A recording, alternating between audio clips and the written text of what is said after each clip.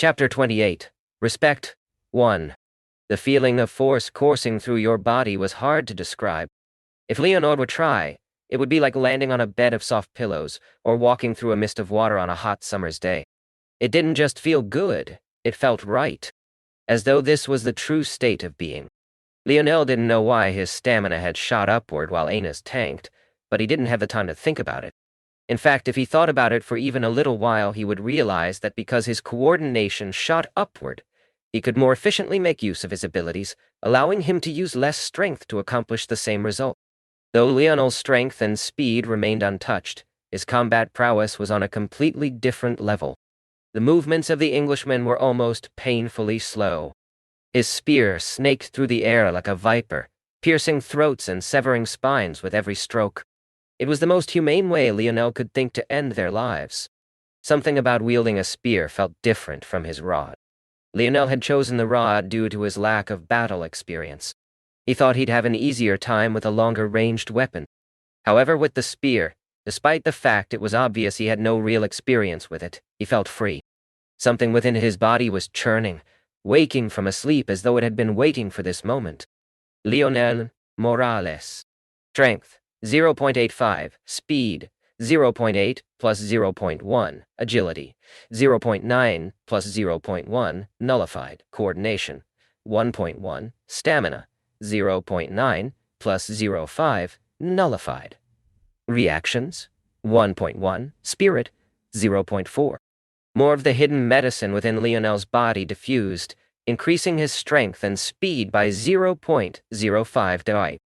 He felt his blood boiling, but it wasn't fatigue. It was excitement. Lionel forgot his hatred of death, of killing. The awkward coordination in his arms stabilized.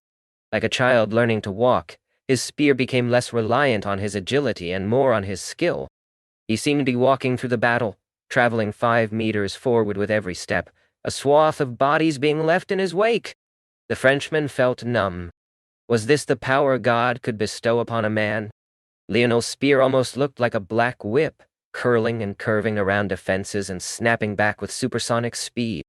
He could feel her presence getting closer, but also fainter at the same time. Aina was already at the end of her rope. Lionel didn't know what had happened to her, but he knew he had to take her out of here. Aina! Lionel roared, cutting down another Englishman. No matter how good he felt, Lionel knew there was a limit to his strength. His stamina wasn't unlimited. Just walking forward these 50 meters through a swath of Englishmen had begun to tap into his 0.99 stamina. Whatever weird phenomena was happening to his blood ate into his stamina far quicker than he had been before. Lionel suspected that what he was experiencing now, Aina was experiencing tenfold. Faster on! Lionel grit his teeth, pushing forward with an even faster speed. He began to rely on his ability heavily, reading through who had the weakest ability, cutting them down and using the gap their body formed to shoot past. Aina! Lionel could barely see her through the sea of bodies. Her breath hung so heavily on her lips that a dense fog formed whenever she exhaled. It wasn't nearly cold enough for air to condense like that. Just what kind of heat was Aina experiencing? In the past, hardly a speck of blood ever touched her. But now, she was completely drenched. Lionel could tell it wasn't her own blood. In fact, she seemed to be completely uninjured, but her present state still sent waves off in his heart. Just what's wrong with her? Kill her! For our fallen brothers! For our fallen brothers! The gazes of the Englishmen almost glowed red beneath their helmets. They didn't see Aina as an arbiter of God. To them, she was a demon. A terrible devil descended to their lands. By this point, their resolve in taking down France raised several levels. It was their duty as God-fearing men to expel these devil worshippers from their lands. For our brothers! For our families! For the Lord! For the Lord! The Englishmen dug deep, throwing their lives away under Aina's axe only to allow those behind them to close an extra inch closer. Lionel couldn't find it within himself to hate them. Even if they bore down on the only woman that had ever stirred his heart, he realized now how right he was not to kill them in a rage. These were men who deserved his respect. Even in the face of power so much greater than their own, they put everything they had on the line. This was the strength of the human race. A people who struggled to survive even in the most terrible situations. It was for this reason that the actions of Emperor Gervais Fawkes were so reprehensible. Allowing the lives of billions to be snuffed out just to maintain control, only these sort of people deserved his rage, his anger. For the men before him, they only deserved his regard. Lionel's mind calmed by another level. In that moment, he realized that anger wasn't what fueled him. In fact, it impeded him. The sincere respect Lionel felt brought him back. The challenge before him became no different from a football game or an exam, not because he found the lives of these men to be trivial, but because he had always taken even the simplest of tasks with the utmost seriousness. Taking on the burden of the lives of these men on his conscience was no different. A natural aura erupted from his body, coating the battlefield in a suffocating presence. Come on, I'll lay you to rest beneath a blade that recognizes your resolve. Chapter 29. Respect. Lionel's spear became swifter. The clearer his mind became, the sharper his ability shone through. A calculative mind didn't need to rely on emotion. Maybe it was ironic that an inherently emotional man like Lionel had suddenly become the exact opposite. But it was an irony that Lionel wasn't thinking about. Call of the window, a technique meant for throwing, subconsciously molded itself into his spear. His mind could see through how it worked, forming dozens of calculations a second. He changed its foundation, adding a power previously impossible to his strikes. No. It was only now that Lionel finally made use of his powerful spirit. To now he had only foolishly used it to power his internal sight. Even when he activated his force, he had focused it into his mind, vastly improving his coordination and reactions. But now, a pale light coated his spear.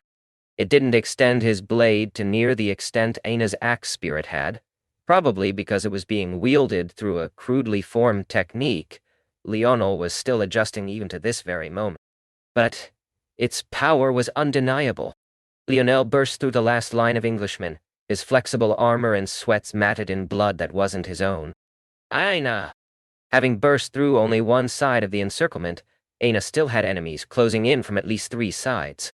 However, all Lionel received in return was a blazing axe. He had never paid much attention to Aina's axe before. Maybe it was typical teenage boy selective sight. But, seeing it up close, it could only be described as a beautiful weapon. It had a handle of over 1.5 meters long, with a thickness so robust Aina's small hands couldn't wrap all the way around it. The handle was a blazing red. Vines of gold and silver coursed through it, pulsing with a ruby light almost as though breathing. The double-headed blade was obscenely large, even a small bit longer in diameter from one blade to the other. The heads themselves glistened with a beautiful silver that was now covered in blood. But their blade edges were an even deeper shade of red than the handle. Like he thought before, it was a beautiful weapon. But it was maybe less so when it was coming for his own head. Lionel knew Aina's strength was too much to take head-on. Even with her stamina almost hitting 0, it was still over 1, far more than his own. In addition, he couldn't see through the grade of Aina's weapon at all, making him certain it would slice through his spear like it was rotting wood. Without hesitation, Lionel ducked beneath it. Aina's agility matched his in this state, but it was clear that she was compromised. Her attack speed wasn't nearly as fast as it once was. The moment the axe soared over his head, Lionel popped back up, using the flat of his spear's blade to slap the back of Aina's hand with some force. It took more resolve to do this than he thought it would. The idea of harming her small frame made him sick. But he had no choice. Lionel wrapped around Aina's left side, even as her axe faltered in her hands. He expanded his shield to just over 2 meters in diameter, blocking the attacks to her back. Leo. Aina seemed to finally sense Lionel's presence. A struggle lit in her eyes as though she was trying to decide whether or not to cut him down where he stood. The truth was that she really could if she wanted to. His chest was completely open to her after he wrapped around her left with his shield. She didn't need her axe at all. Just a palm to his chest would kill him with her level of strength. I'm sorry. Aina's gaze swayed with fatigue, her cheek falling to Lionel's chest. Lionel's eyes flickered. He could feel the searing heat of her body even through his flexible armor. Stop him! Don't let her get away! Lionel sighed. He strapped the massive shield to his back, pulling Aina in with his left arm to his chest. She herself was as light as a feather, but the axe she refused to let go of even while unconscious was a completely different story. It alone weighed over 200 pounds, and Lionel had vaguely felt Ina lowering its weight before she fainted. Despite the situation, Lionel inadvertently smiled, and even felt a bit flustered.